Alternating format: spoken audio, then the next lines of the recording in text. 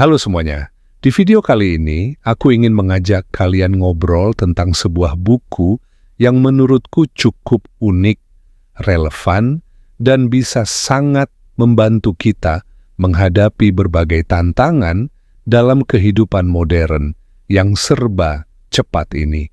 Judul bukunya adalah Filosofi Teras, ditulis oleh Henry Manampiring.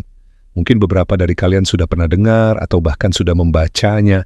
Tapi bagi yang belum, tenang saja. Di sini aku akan menceritakan secara lengkap tentang isi, makna, dan alasan mengapa buku ini bisa begitu dekat dengan kehidupan kita sehari-hari. Pertama-tama, apa sebenarnya isi dari Filosofi Teras ini? Buku ini memperkenalkan kita pada sebuah aliran filsafat kuno yang bernama Stoicisme atau Stoic Philosophy, yang berasal dari Yunani dan Romawi kuno. Tapi jangan langsung mengira ini buku yang berat ya. Justru, Henry menuliskannya dengan bahasa yang ringan, santai, dan mudah dimengerti oleh siapa saja. Tidak ada istilah yang rumit seperti di kelas filsafat. Rasanya seperti sedang mendengarkan seseorang yang bercerita dari hati ke hati tentang bagaimana ia berhasil melewati masa-masa sulit dalam hidupnya. Yang menarik, buku ini lahir dari pengalaman pribadi Henry ketika ia mengalami depresi. Saat itu, ia merasa sangat terpuruk dan mencari sesuatu yang bisa membantunya berpikir lebih jernih dan menemukan ketenangan. Dari situlah ia menemukan Stoicisme. Dan ternyata filosofi ini begitu membantunya menghadapi berbagai tekanan hidup. Karena merasa sangat terbantu, ia pun menuliskan Filosofi Teras agar orang lain juga bisa mendapatkan manfaat yang sama. Salah satu inti dari ajaran Stoicisme yang dibahas dalam buku ini adalah konsep dikotomi kendali. Maksudnya begini, dalam hidup ini ada dua hal. Hal-hal yang bisa kita kendalikan dan hal-hal yang tidak bisa kita kendalikan. Contohnya, cuaca, pendapat orang lain, atau komentar di media sosial, semua itu berada di luar kendali kita. Tapi, yang bisa kita kendalikan adalah sikap kita sendiri, reaksi kita, dan cara kita menanggapi situasi tersebut. Kedengarannya sederhana, tapi coba renungkan sejenak. Berapa sering kita merasa stres atau marah karena sesuatu yang sebenarnya tidak bisa kita ubah? Kita lelah bukan karena masalahnya terlalu besar, tapi karena kita terlalu memaksakan diri untuk mengendalikan hal-hal yang memang bukan milik kita untuk dikontrol. Nah, Stoicisme mengajarkan kita untuk melepaskan hal-hal yang berada di luar kuasa kita, dan hanya fokus pada hal-hal yang memang bisa kita kendalikan. Bukan berarti kita menyerah atau pasrah, tetapi kita menjadi lebih bijak dalam memilih apa yang layak kita pikirkan dan apa yang bisa kita lepaskan. Henry memberikan banyak contoh yang dekat dengan kehidupan sehari-hari. Misalnya, ketika kita sedang berjalan, lalu tiba-tiba ada orang yang menyetir ugal-ugalan dan hampir menabrak kita. Reaksi alami kita biasanya marah. Tapi sebenarnya kita punya pilihan untuk tidak membiarkan emosi itu mengambil alih. Toh, perilaku orang itu tidak bisa kita ubah. Yang bisa kita atur hanyalah bagaimana kita menyikapinya. Apakah kita mau membiarkan satu insiden kecil merusak suasana hati sepanjang hari? Atau kita memilih untuk tetap tenang dan melanjutkan hidup. Bagian lain yang juga penting dalam Stoicisme adalah tentang bagaimana kita memahami emosi. Banyak orang mengira bahwa menjadi stoik berarti tidak punya perasaan seperti robot, padahal tidak begitu.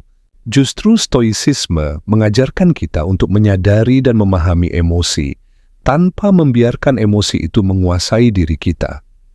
Kita boleh marah, boleh sedih, tapi jangan sampai emosi itu membuat kita bertindak gegabah atau menyakiti diri sendiri dan orang lain Salah satu kutipan terkenal dari para filsuf Stoik adalah, "Yang membuat kita menderita bukanlah peristiwa itu sendiri, melainkan penilaian kita terhadap peristiwa tersebut." Contohnya, jika seorang teman terlambat 1 jam datang ke pertemuan, kita mungkin langsung merasa kesal. Tapi ketika tahu bahwa ia terlambat karena ada keadaan darurat, kita menjadi lebih memahami. Padahal kejadiannya sama, dia terlambat. Yang berubah hanyalah persepsi kita. Buku ini juga membahas beberapa teknik stoik yang bisa langsung kita praktikkan. Salah satunya adalah premeditatio malorum, yaitu membayangkan hal-hal buruk yang mungkin terjadi. Tujuannya bukan untuk menjadi pesimis, tapi agar kita lebih siap mental jika hal tersebut benar-benar terjadi. Misalnya, sebelum wawancara kerja, kita bisa membayangkan berbagai kemungkinan buruk, terlambat, koneksi putus, pewawancara yang menyebalkan. Jadi saat kejadian, kita tidak terlalu terkejut dan bisa tetap tenang. Ada juga latihan menulis jurnal malam. Ini mirip dengan journaling yang sekarang sedang tren, tapi sudah dipraktikkan sejak zaman filsuf Stoik seperti Seneca dan Marcus Aurelius. Mereka biasa menulis refleksi harian. Apa saja yang terjadi hari ini, bagaimana mereka bereaksi, dan apa yang bisa diperbaiki besok. Ini sangat membantu untuk mengenali pola pikir kita sendiri dan melatih kesadaran diri. Selain itu, Stoicisme juga menekankan pentingnya hidup sederhana. Menurut para filsuf Stoik, kebahagiaan sejati tidak datang dari kekayaan, pujian, atau pencapaian duniawi, tetapi dari rasa cukup. Dalam kehidupan modern, kita mudah sekali merasa kurang karena terus membandingkan hidup kita dengan orang lain. Lewat media sosial, kita disuguhi potret kesuksesan orang setiap hari, dan tanpa sadar kita merasa hidup kita belum cukup. Padahal, seringkali kita sudah memiliki lebih dari cukup. Hanya saja kita lupa untuk mensyukurinya. Stoicisme mengajarkan kita untuk melihat apa yang kita miliki saat ini dan benar-benar menghargainya.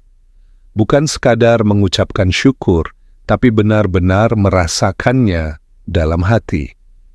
Gaya penulisan Henry Manampiring juga patut diapresiasi. Ia berhasil menyampaikan konsep stoik yang terkesan rumit menjadi ringan dan mudah dipahami.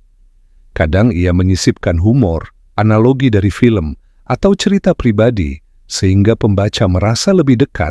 Ini yang membuat Filosofi Teras menjadi buku filsafat yang bisa dinikmati oleh siapa saja, termasuk anak muda yang mungkin sebelumnya tidak tertarik pada filsafat.